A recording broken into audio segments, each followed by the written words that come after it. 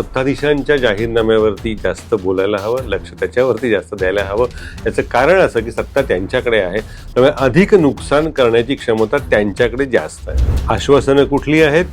Best बसमध्ये निम्म्याने आम्ही सवलती देऊ, मुंबईमधल्या लाडक्या बहिणींना 5,00,000 रुपये कर्ज काय किंवा अनुदान जे काय आहे, कशात काय नाही फाटक्यात पाय अशी जी एक म्हण आहे ना मराठीमध्ये, ते कशात काय नाही. आणि यांना आश्वासनांची खैरात. बेस्ट बसेसमध्ये 50% सवलत ही कुणी मागितलेली आहे?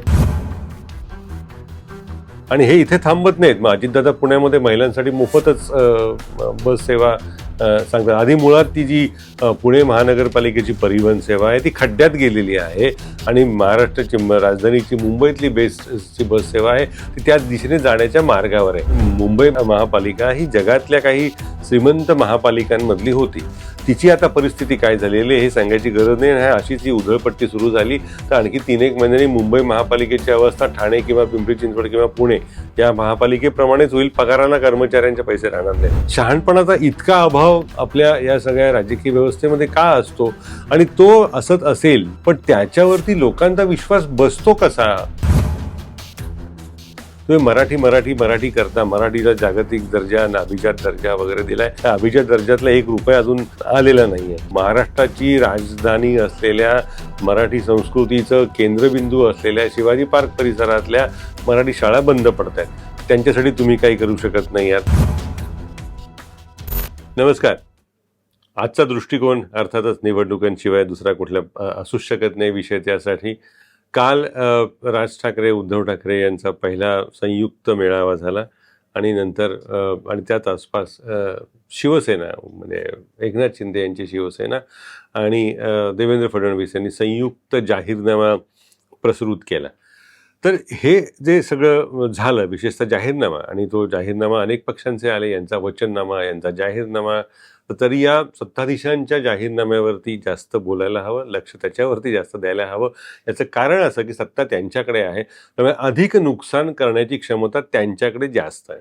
आता हा जाहीरनामा म्हणजे त्याच्याकडे सहज नजर जरी टाकली ना तर ते सरकार काय करू शकतं या आत्मविश्वासापेक्षा महाराष्ट्रातली, विशेषतः मुंबईमधली जनता किती मूर्ख असू शकते यावर सत्ताधीशांचा असलेला विश्वास दर्शवतो. 186 आश्वासनं आहेत. आता या आश्वासनांमध्ये तुम्हा आम्हाला जी अपेक्षित आहेत, रस्ते खड्डेमुक्त होतील, वाहतुकीचं नियमन चांगलं होईल, हवा स्वच्छ आम्ही करण्याचा प्रयत्न करू, अशा स्वरूपाची आश्वासनं असती कोणाला काही वाटलं नसतं. कारण याचीच आपल्याला जास्त गरज आहे. आश्वासनं कुठली आहेत? बेस्ट बसमध्ये निम्म्याने आम्ही सवलती देऊ, लाडक्या बहिणींना, मुंबईमधल्या लाडक्या बहिणींना 5,00,000 रुपये कर्ज काय किंवा अनुदान जे काय आहे त्या पद्धतीनं देऊ. ही आश्वासनं या मुंबईच्या काय म्हणतात त्यांच्या जाहीरनाम्यामध्ये आहेत. आता मुळातच लाडकी बहीण हा जो प्रकार आहे त्या लाडक्या बहिणींचं ओझं सरकारला पेलवत नाही हे सरकारलाही माहिती आहे. ते खाजगीत सांगत असतात. 45,000 कोटींचा हा एकंदर हा भाऊबीजेचा काय दर महिन्याला येणाऱ्या भाऊबीजेचा हा खर्च आहे तो त्यांना झेपत नाही. त्यामुळे अन्य अनेक खात्यांची अनुदानं किंवा ज्याच्यासाठी तरतुदी केलेल्या असतात त्याला कपात लावायची वेळ सरकारवर आलेली आहे. त्यात आता मुंबईच्या लाडक्या बहिणींसाठी हे 5,00,000 रुपये कर्जाऊ देणार. हा निर्णय किंवा ही जी त्यांची घोषणा आहे अंमलात आणण्यासाठी इतकी अल्पबुद्धीची ठरते. याचं साधं कारण असं की फक्त मुंबईतल्या महिलांना वेगळं करणार कसं? क्रमांक 1. क्रमांक 2, आसपासच्या इलाख्यातल्या म्हणजे अगदी MMR ज्याला म्हणतात, मुंबई महानगर हा जो एक प्राधिकरण इलाखा आहे त्यातल्या महिलांना वेगळं कसं करणार? तिसरा मुद्दा, अनेक जणींनी मुंबईतला पत्ता दाखवून अर्ज केले, नाही कसं म्हणणार त्यांना? आणि या 5,00,000चं तारण काय? या 5,00,000ची वसुली करणार कशी? कशाला ना कशात काय नाही फाटक्यात पाय अशी जी एक म्हण आहे ना मराठीमध्ये, ते कशात काय नाही. आणि यांना आश्वासनांची खैरात.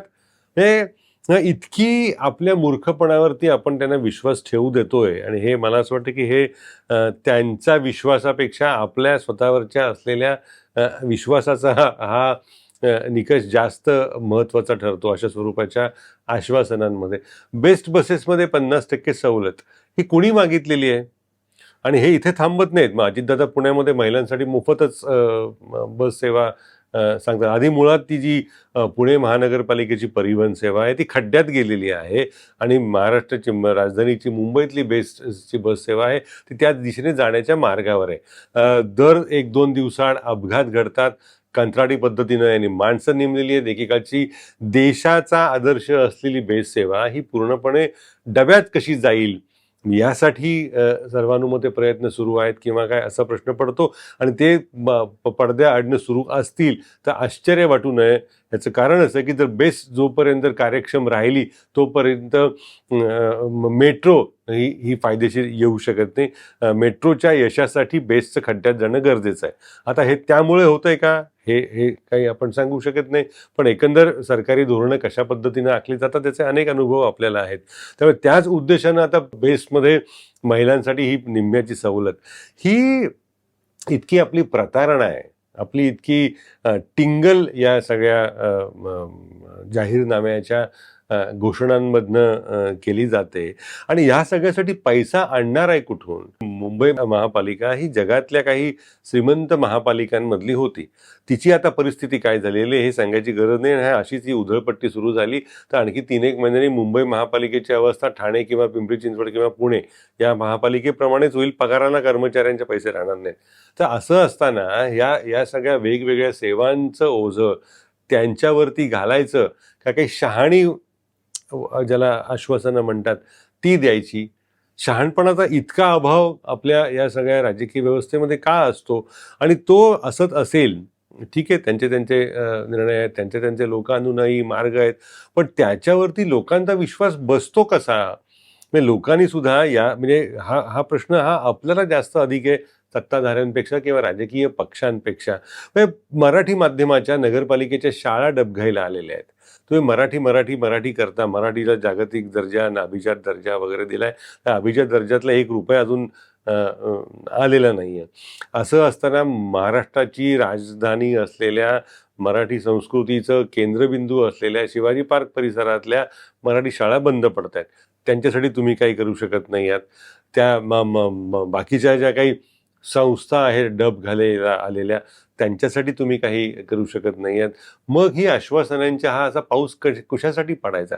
म्हणजे भाकड जमिनीवर या न पडणाऱ्या पावसाची आश्वासनं देऊन काय होणार आहे याचा हा प्रश्न जास्त महत्त्वाचा ठरतो. लोकसत्ता हा मुद्दा वारंवार उचलत आलेला आहे. त्यामुळे ही आश्वासनं पाहिली ना यांच्या जाहीरनाम्यातली, विशेषतः सत्ताधीशांच्या, कारण मगाशीच म्हटलं त्याप्रमाणे, कारण अधिक नुकसान करण्याची क्षमता सत्ताधीशांकडे आहे, कारण ते खरोखरच हे अंमलात आणतील. जसं लाडकी बहिणी अंमलात आणली आणि बाकीच्या अनेक योजनांना कात्री लावावी लागली, कारण 45,000 कोटी रुपये फक्त त्या लाडक्या बहिणीवरती सरकारला वर्षाला खर्च करावे लागतात. ज्या वेळेला महाराष्ट्र सरकारचं आरोग्य आणि शिक्षण खात्याचा जी तरतूद आहे ती याच्यापेक्षा निम्म्यानी आहे.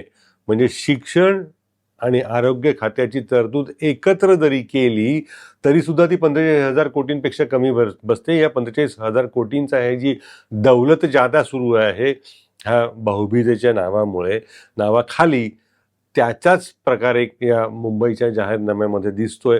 त्यामुळे हे जाहीरनाम्यांचे जर एकंदर आकडे, यांच्या खर्चाचा अंदाज, यामुळे जे नवीन ठिगळं लावावी लागणार आहेत आर्थिक अवस्थेला, ती पाहिली तर या जाहीरनामा कडे पाहून एकच प्रतिक्रिया मनात उमटू शकते कुठल्याही शहाण्या माणसाच्या. चला आपण आणखी भिकारी होऊया. आपली शहरं आधीच भिकारीला लागलेली आहेत, त्यांच्याकडे एकही उत्पन्नाचं साधन नाही आहे. विशेषतः ही जी मोठी महानगरं आहेत त्याच्यामध्ये ज्याला संपत्ती कर म्हणतात तो सोडला तर एकही उत्पन्नाचं साधन राहिलेलं नाही आहे. जकात कर होता, ते वस्तू आणि सेवा कराच्या अंमलानंतर गेलेला आहे तो आता. म्हणजे मुळात आता ही स्पर्धा अधिक भिकेला कोण लागतं, तू का मी, यासाठी सुरू आहे असं वाटतं. कारण राज्य सरकारच्या गंगाजळीला मोठं खिंडार पडलेलं आहे. त्यांचं त्यांना झेपत नाही आहे सगळ्याच राज्य सरकारांना, कारण वस्तू आणि सेवा कर हा केंद्रीय कर असल्यामुळे तिथे सगळी रक्कम जमा होते. तसंच आता ज्या नगरपालिकांनी ज्या स्वायत्त असणं अपेक्षित होतं, कारण त्यांची स्वतःची उत्पन्नाची साधनं अपेक्षित होती, ती आपण न दिल्यामुळे सगळ्या नगरपालिका भिकेला लागलेल्या आहेत.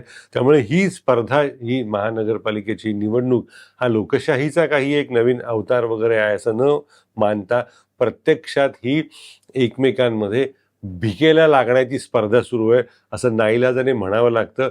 ही स्पर्धा तेव्हाच थांबेल जेव्हा नागरिक स्वतःला भेडसावणाऱ्या महत्त्वाच्या प्रश्नांवर राजकीय निरपेक्षपणे मतदान करतील, तेव्हाच या सगळ्याला आळा बसेल. नाहीतर जे काही आपल्याकडे चणे-फुटाणे सरकारी अनुदानातनं फेकले जात आहेत, जसे ते फेकले की पक्षी येतात, चिमण्या येतात, कावळे येतात, कबुतरं येतात, सगळ्यात जास्त कबुतरं येतात आणि ती खाऊन उडून जातात. त्याचप्रमाणे हे मतदार या असल्या चौली-पावलीला भाळून मतदान त्यांनी पुन्हा तशाच पद्धतीनं करत राहिले तर आपली अवस्था ही आणखी आर्थिकदृष्ट्या आव्हानाची ठरेल. सध्या वातावरण हे असं आहे की स्पर्धा चांगलेपणासाठी सुरू नाही आहे, मी तुझ्यापेक्षा अधिक चांगला होईन यासाठी स्पर्धा सुरू नाही आहे. स्पर्धा जी सुरू आहे ते तू वाईट असलास तर मी तुझ्यापेक्षा आणखी वाईट होऊन दाखवतो, तू वेड्याचार करत असलास तर मी आणखी वेड्याचार करून दाखवतो, अशी ही दुर्दैवानी स्पर्धा सुरू आहे. ही कुठेतरी थांबवण्याची इच्छा नागरिकांच्याच मनात जोपर्यंत निर्माण होत नाही तोपर्यंत हे लोकानुनयाचे ही नृत्य अशीच सुरू जाणार आणि त्याच्यातनं आपल्याला भुलवण्याचे प्रयत्न होणार. शेवटी हा प्रश्न लोक कशाला भुलतात याच्याशीच निगडीत आहे. हे भुलत असतील तर आनंद आहे. आपण आणखी पुन्हा एकदा नवीन एकदा भिकेच्या या वर्तुळाकडे पुन्हा एकदा जाऊया, कारण आत्ताच महापालिका खंक झालेल्या आहेत. या असल्या घोषणांमुळे अधिकच खंक होतील.